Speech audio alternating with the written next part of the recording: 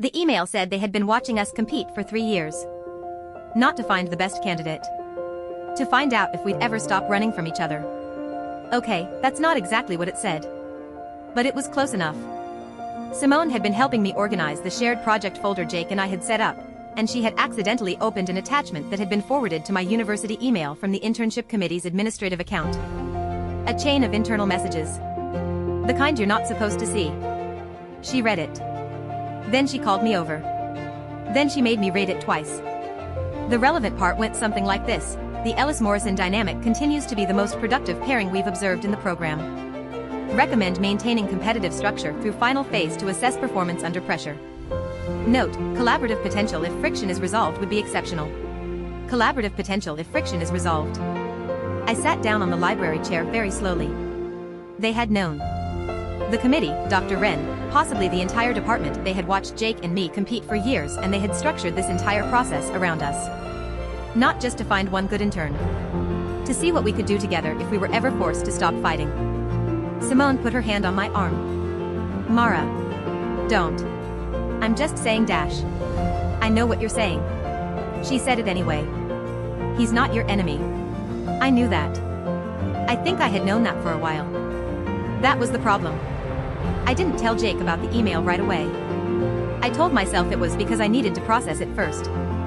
The truth was I needed to figure out what it meant before I had to look at him while knowing it.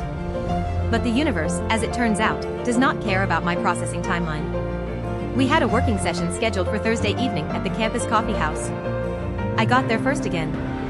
He arrived 7 minutes later with 2 cups, one black, one with oat milk and one sugar, which is exactly how I take my coffee and which he had apparently memorized without my ever telling him. I stared at the cup for a long moment. You know how I take my coffee, I said. He sat down. I've been sitting near you in lecture halls for 4 years. That's not an explanation. It's an observation. We worked for an hour. The project was coming together in a way that was honestly remarkable. Our individual strengths were slotting together like they had been designed to. My market analysis giving his financial modeling a human context it had been missing. His structural rigor giving my narrative the backbone it needed. It was good work.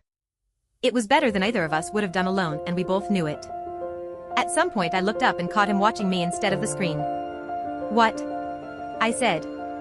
Nothing. He looked back at his laptop. Jake. He was quiet for a moment.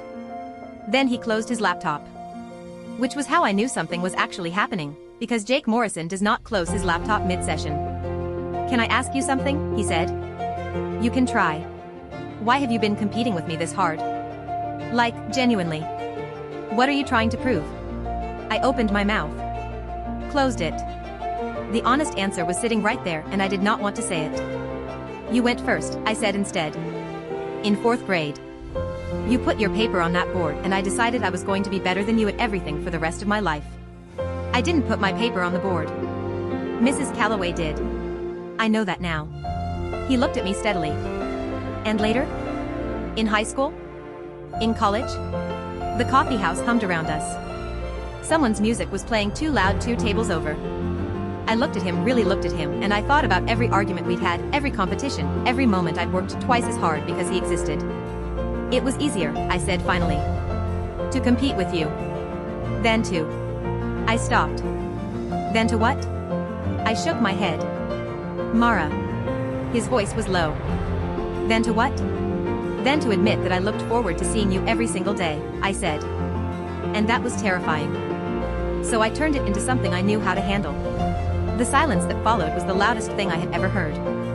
Jake leaned back in his chair and looked at the ceiling for a long moment. Then he looked at me.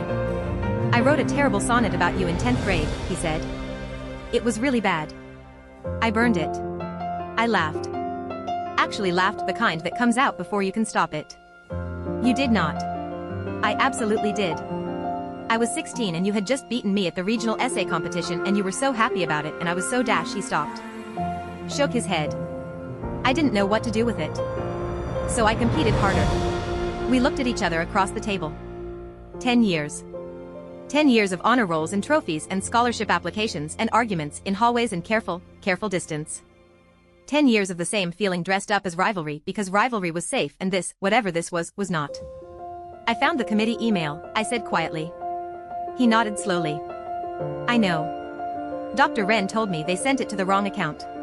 You already knew? Since last week. And you didn't tell me? I was waiting for you to bring it up. He met my eyes. I didn't want to push you into something you weren't ready for. There it was again. That careful, quiet way he had of looking out for me without making it about himself. The same way he had covered for me for 7 months. The same way he had sat in that waiting room. I had spent 10 years building walls around myself where he was concerned, and he had spent 10 years, apparently, finding gentle ways to stand just on the other side of them. Jake, I started. His phone buzzed. He glanced at it and his expression shifted, something closing off, something careful returning. It's Dr. Wren, he said.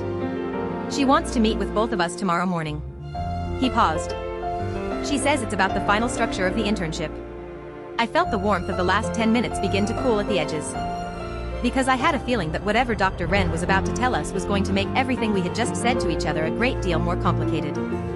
Dr. Wren's office. 9 in the morning.